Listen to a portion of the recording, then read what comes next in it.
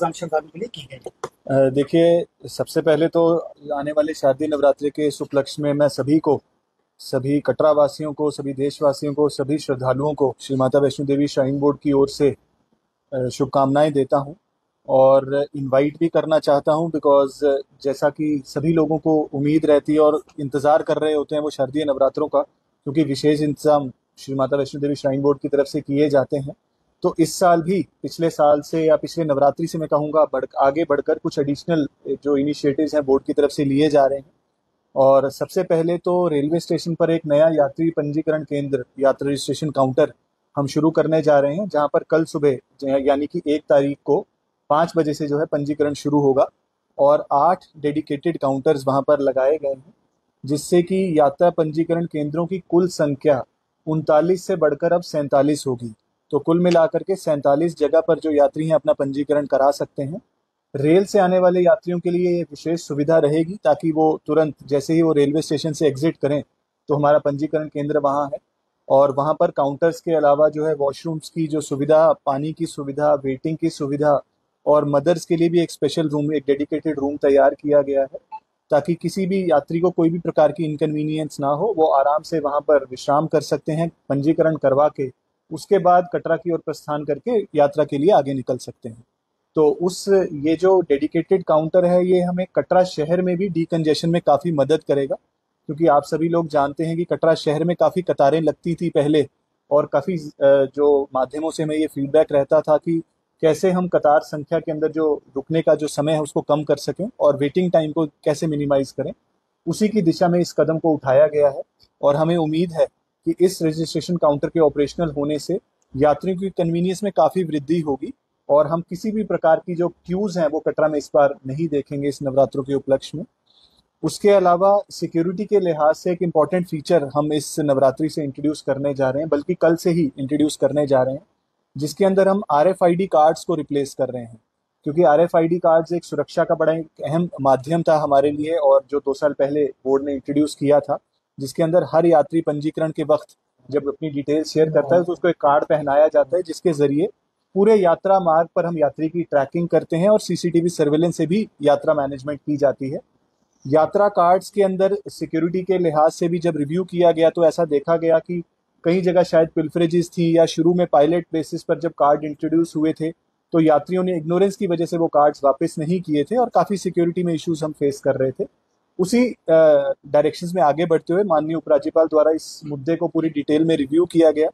और उनकी कई लगातार विजिट्स भी हुई पिछले कुछ 2-3 हफ्तों में और उन इस लंगर सेवा का लाभ ले रहे हैं। और इसी दिशा में आगे बढ़ते हुए इस बार माननीय अध्यक्ष महोदय ने ये फैसला किया है कि अर्धकुंवारी में भी एक नई लंगर सेवा शुरू की जाए, क्योंकि अर्धकुंवारी एक बहुत ही मुख्य पड़ाव है। चाहे आप बाणगंगा के रास्ते सफ़र कर रहे हैं, चाहे आप ताराकोट के रास्ते सफ़र कर रहे हैं, किसी भी माध्यम से सफ़र कर रहे हैं, तो अर्धकुंवारी जो है एक इम्पॉर्टेंट जंक्शन रहता है जहाँ लोग शायद कई बार पवित्र गर्भजून गुफा के दर्शन के लिए भी इंतजार कर रहे होते हैं। तो उस पॉइंट पर एक नया जो लंगर सेवा है उसको हम शुरू कर रहे हैं। उसका काम जो है वो जो सिविल कंस्ट्रक्शन पार्ट है वो सारा काम कंप्लीट कर लिया जा चुका है और 3 तारीख सुबह से पवित्र पहली नवरात्रि के पवित्र दिन पर उसकी हम शुरुआत करेंगे। और जो हमारी नई बिल्डिंग शीतला भवन के नाम से जो हाल ही में जिसका काम कंप्लीट हुआ है, जो एम्प्लॉय अकोमोडेशन है, उसके जो टेरेस लेवल पर इस अर्धकुंवारी के लंगर कॉम्प्लेक्स की शुरुआत की जा रही है और हमें उम्मीद है कि यात्रियों की तरफ से हमारे स्टाफ को भी प्रोत्साहन मिलेगा इस नए इनिशिएटिव के लिए। और भैरव जी के लंगर की तर्ज पर 2 शिफ्ट्स में ये लंगर अवेलेबल होगा, सुबह 7 बजे से लेकर दोपहर 3 बजे तक और शाम 4 बजे से रात के 12 बजे तक। तो इन 2 शिफ्ट्स में जो है लंगर निःशुल्क जैसे पहले उपलब्ध रहता है वैसे ही सभी यात्रियों के लिए उपलब्ध रहेगा। जी, नवरात्रों में आने वाले श्रद्धालु अक्सर भीड़ ज़्यादा दिनों में नवरात्रों में रहती है। भवन पर किसी तरह का भीड़ को लेकर प्रवासी नागरिक मैनेजमेंट पूरी तरह से देख रहे, किस तरह के अरेंजमेंट किए कि यात्री बड़े आराम से माता दर्शन कर सकें? देखिए, सिक्योरिटी रिव्यू की काफ़ी डिटेल्ड मीटिंग्स पहले भी हुई हैं। इनफैक्ट माननीय उपराज्यपाल ने भी 2 सिक्योरिटी रिव्यू मीटिंग्स खुद चेयर की हैं, कटरा को लेकर के, श्राइन की सेफ्टी को लेकर के और बहुत सारा एक डिटेल्ड एक्शन प्लान मैं कहूँगा जिसको हम अंजाम आज दे रहे हैं, जिसके अंदर बहुत सारे शॉर्ट टर्म मेजर्स थे। यात्रा पे बहुत सारे ऐसे पॉइंट्स थे ट्रैक पर जिनको प्लग किया गया है ताकि कोई भी outside element without due verification या जिनको हम कहेंगे अनऑथोराइज्ड एक्सेस के कोई भी पॉइंट्स ना रहें। और सिर्फ फूल प्रूफ जो यात्री रजिस्टर्ड है RFID कार्ड जिसके पास है वही यात्रा के लिए आगे बढ़े। तो उसके लिए हमने काफ़ी काम पिछले 2 महीनों में किया है और वो काम कंप्लीट किया जा चुका है। सिक्योरिटी इक्विपमेंट ऑगमेंटेशन के लिए कहीं कहीं एक्सरे बैगेज स्कैनर्स को ऑगमेंट करने की बात थी या पुराने एक्सरे बैगेज स्कैनर्स को ठीक करवाने की बात थी, उसके दिशा में भी हम काफ़ी आगे बढ़ चुके हैं और आने वाले कुछ दिनों में उसके अंदर भी हम इम्प्रूवमेंट्स देखेंगे। एक नया CCTV सर्विलेंस ग्रिड जिसके अंदर एक integrated control and command centre रहेगा और बहुत सारे वीडियो एनालिटिक्स के फीचर्स रहेंगे थे क्राउड मैनेजमेंट के लिए, उसके भी टेंडरिंग प्रक्रिया हमने तकरीबन पूरी कर ली है और अगले कुछ महीनों में हम देखेंगे कि वो भी जो है इन फोर्स रहेगा।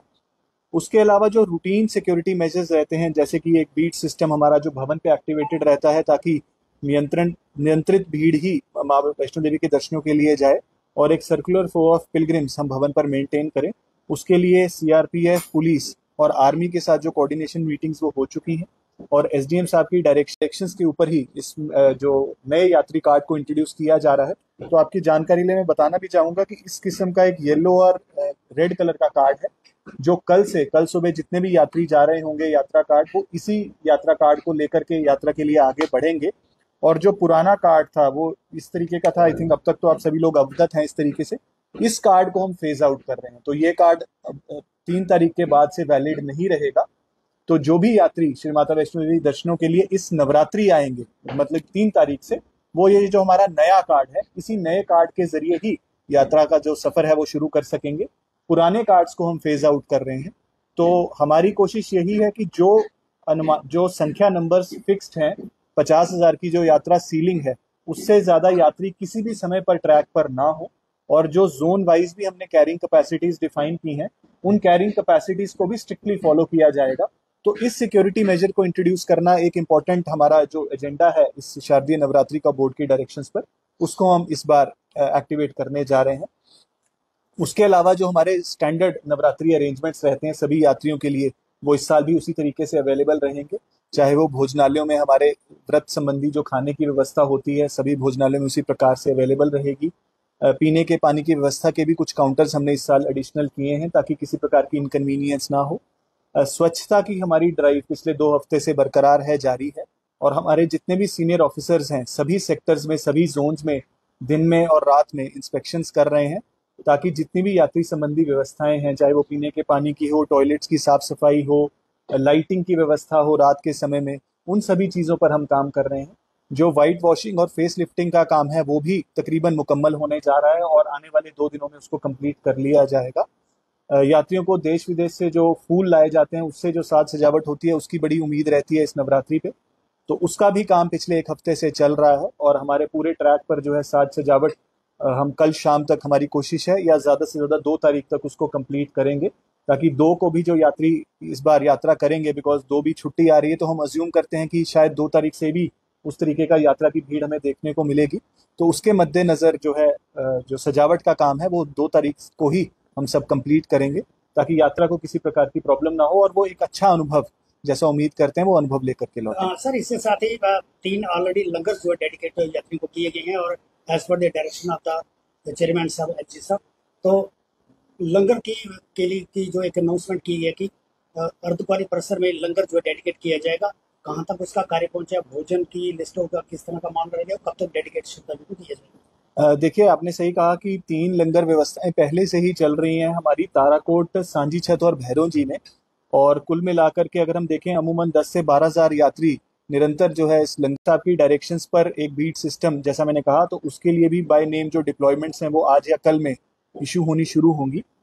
कटरा के अंदर जो क्राउड मैनेजमेंट है वो भी हमारे लिए बड़ा इंपॉर्टेंट रहता है क्योंकि हमें उम्मीद रहती है कि ज़्यादा से ज़्यादा संख्या में श्रद्धालु आएंगे और लिमिटेड नंबर्स में ही ऊपर जा सकते हैं। तो कटरा में क्राउड मैनेजमेंट के लिए चाहे वो ट्रैफिक की टीम्स रहें या पुलिस की टीम्स रहें या बोर्ड के सहायक रहें, हम सभी का एक जॉइंट जो टीम्स हैं वो इन प्लेस रहेंगी। और ट्रैफिक मैनेजमेंट चाहे वो न्यू बस स्टैंड पे डाइवर्शंस की बात हो, चाहे बाणगंगा रोड के ऊपर डाइवर्शंस की बात हो कि कैसे पैदल यात्रियों को किसी प्रकार की इनकन्वीनियंस ना रहे, तो उसके ऊपर हमारी टीम काम कर रही है। बाणगंगा जो दर्शनी ड्यूटी है वहां पर भी हमारा एक नया जो है क्यू कॉम्प्लेक्स उसकी भी तैयारी चल रही है, जिसके अंदर पहले हम देखते थे कि गर्मी में या बारिश के दिनों में यात्रियों को वेट करने में काफ़ी इनकन्वीनियंस होती थी, तो उस क्यू कॉम्प्लेक्स का भी 50% काम कंप्लीट हो चुका है। तो जितने भी लोग उस ग्राउंड फ्लोर पे वेट कर रहे होंगे उनको इस प्रकार की कोई इनकन्वीनियंस इस नवरात्रि में नहीं होगी। और RFID कार्ड्स की जो फ्रिस्किंग है और उसकी जो चेकिंग है उसको भी हम इम्प्रूव करने के लिए एडिशनल हैंडहेल्ड स्कैनर्स इस बार दे रहे हैं, ताकि कम से कम समय में स्कैन होकर यात्री अपने भवन की तरफ आगे बढ़ सके।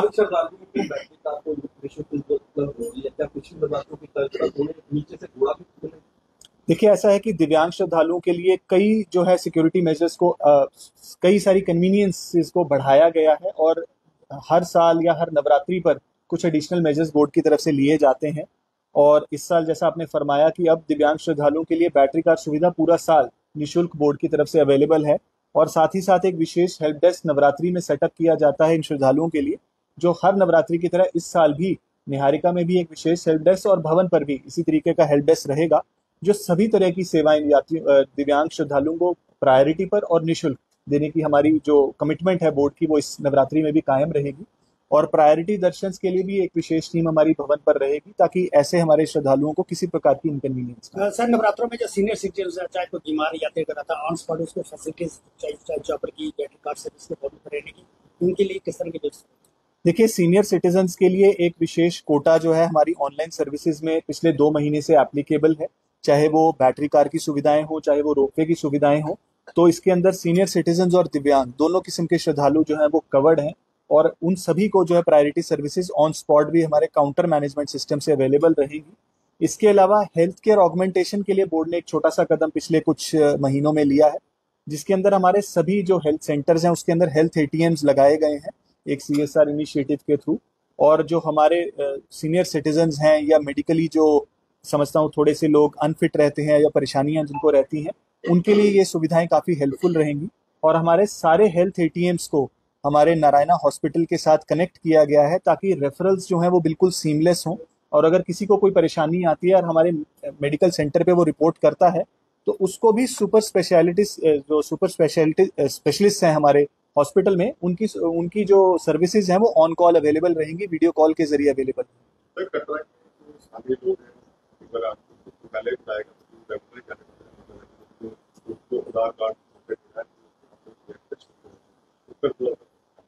देखिए, ऐसा है कि RFID जो है हमारा एक फलक्रम है सिक्योरिटी सिस्टम का, और ये बोर्ड का एक बड़ा कॉन्शियस डिसीजन है कि RFID के बिना किसी भी यात्री को हम ट्रैक पर रवाना नहीं कर सकते हैं। हाउएवर, जैसा आपने फरमाया, ये सजेशन पहले भी आया था कि बहुत सारे हमारे फ्रीक्वेंट विजिटर्स हैं या खास करके कटरा के बड़े स्थानीय निवासी हैं, जो कोई हर हफ्ते या हर महीने माँ वैष्णो देवी के दर्शनों के लिए जाते हैं। तो हमारी जो RFID की टीम है उससे हमारी इससे बातचीत चल रही है कि नए कार्ड्स के अंदर कैसे हम उनके लिए कुछ डेडिकेटेड कार्ड्स का फीचर इंट्रोड्यूस कर सकते हैं, उसके ऊपर हम काम करेंगे, ताकि उनको कतारों में ना लगना पड़े और उनके लिए ये जो है कन्वीनियंस का फीचर हम ऐड ऑन कर सकें। साई ओम पावर सिस्टम लाए हैं एक्साइड नियो ई-रिक्शा, अब नए रूप व स्टाइल में, वो भी पहले से अधिक दमदार। एक्साइड नियो में अब आया है बड़ा डैशबोर्ड, वो भी एंड्रॉयड डिस्प्ले के साथ, USB charger with powerful sound system के साथ, जबकि एक्साइड नियो अब आ गया है लेड एसिड के साथ लिथियम बैटरी में, जो देगा आपको एक बार चार्ज करने पर 130 किलोमीटर माइलेज। 1200 वॉट की पावरफुल मोटर हर चढ़ाई को बनाए आसान, पावरफुल शॉकर व बेहतरीन सस्पेंशन, फ्रंट में अधिक पावरफुल शॉकर, नए मजबूत अलॉय व्हील, अधिक रोशनी वाली हेडलाइट व इंडिकेटर, मजबूत रूफटॉप कैरियर व गर्मी से बचाव के लिए रूफ मैट, जबकि यात्रियों की सुरक्षा के लिए राइट साइड प्रोटेक्शन। वहीं यात्रियों के साथ सामान ढोने के लिए एक्साइड नियो बन जाएगा पहले से बड़ा, चढ़ाई चढ़ने के लिए हैवी गियर व अधिक पकड़ वाली हैंड ब्रेक, यानी एक्साइड नियो ई-रिक्शा अब नई लुक के साथ आया है नए फीचर्स में। इस वीडियो को देखकर आने वालों को मिलेगा 5100 रुपए का कैश डिस्काउंट। तो देर किस बात की, आज ही आएं और ले जाएं अपना नया एक्साइड नियो ई-रिक्शा। हमारा पता है Sai Om power system, last matador stand, Anand Nagar, Bohri, Jammu. Phone number 0191 255 4360 255 4359। Jammu Kashmir की खबरों के लिए जुड़े रहिए JK अपडेट के साथ।